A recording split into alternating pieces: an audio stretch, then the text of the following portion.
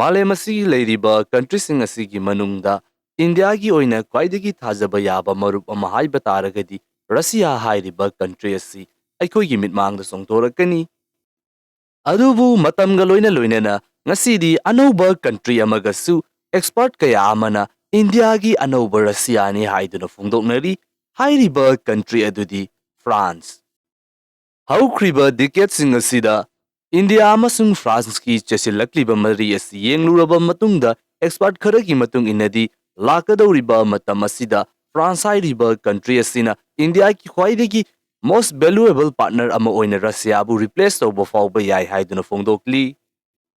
Mayam pumnamakpu Nganba Khuman anauba video update amada amukka hanna taramna uksari.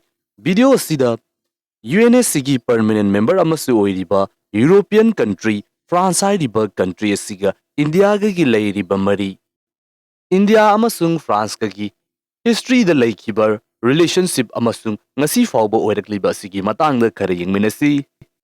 Ngasidi India hairiba country asina malem asigi makhal makha kaya gi country kaya amaga strategic partnership sign tawduna ngasi kusamnaduna chatpinari. France hairiba country asina 1998 ta ihan hanba oina India ga strategic partnership sign tawduna India ga kusamnaduna chatpa hawraki. Ihan hanba France amasung India gi partnership asi maru oiba pillar ahum civil nuclear energy defense amasung space sector da base tawbani. France hairiba country asi western country ama oijaba taragasu hek hauba matamdagi India gi nuclear program bu support tawduna lakhiba country amani. Matam kharagi matungda India gi maikaidagi Pokhranda nuclear test pangthokraba matungda US amasung UK na singba atopa western countries sing asina India gi mathakta sanction thamjinduna makhal makha kayagi khongthang sing lokhatpa matam aduda France hairiba country asina India gi nuclear program asibu European country ihan hanba ama oina fongna support tawki. Masigi makha taba sahi sing asidasu France amasung India gi strategic partnership asi noma gi adumak chesilaki.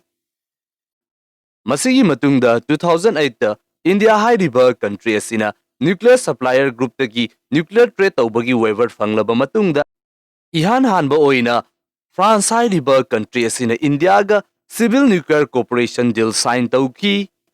Masigi matengdagi India gi nuclear reactor build tawba matamda France hairiba country asina Russia nattaba India bu mateng pangba atopa country ama oiki. Masida sunatana France hairiba country asiga India gi oiba space ki sector asida kusamnaduna thabak kaya ama pangthokpinakre ngasi phawba pangthokpinaduna adumak lakli. Defense ki oiba sector asida haiba taragasu India ki oina khwaidagi yamna weapon supply tawriba Russia hairiba country asigi matungda second position da India da khwaidagi yamna khulai supply tawba country asi France na oiribani. Russia na adumak dominate tawduna lakliba India gi defense sector asibu 1980s ki matamda diversify tawnabagi damakta honarakpa matamda France hairiba country asi India gi oina natural choice ama oina thorakki. India gi rival oiriba country Pakistan da US na khulai sing yonsinba amasung China da India gi khwaidagi nangnaba ally ni hairiba Russia asina shu khulai sing yoli. Adubu France hairiba country asinadi India da yonba maroiba khulai sing asi India ki yengnaba oiriba country ani sida yonde. Matang asida India amasung France ka ki marakta leiriba defense ki oiba partnership asisu aikoina mayek sengna uba fangling. Masi khakta sunatana France hairiba country asina Indo-Pak war da US ki against the satuna India bu mateng pangkibasu leiribani.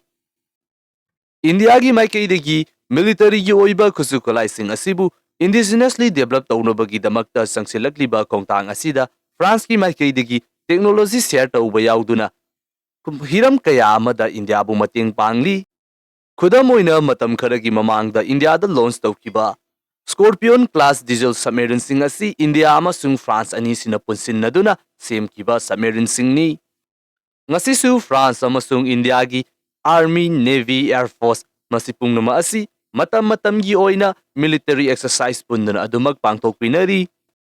Country ani sina intelligence sharing, cyber security amasung country ani sigi oiba makogi capability sing asibu hengat hanabagi dabakta hausiksu khongthang kaya ama paikhatli.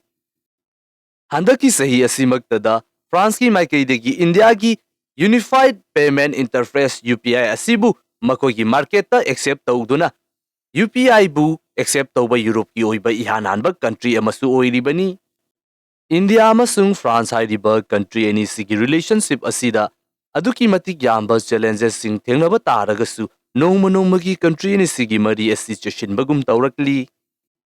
1998 da Defense Nuclear Energy amasung Space Program hairiba sector asida khusamnaduna thabak tawbinaba haurakhiba country ani singa sidi counter terrorism, climate change, green energy, solar alliance, cyber security, smart cities, maritime cooperation, education amasung tourism masina chingba sector kaya sing asida lepa leitana expand tawrakli.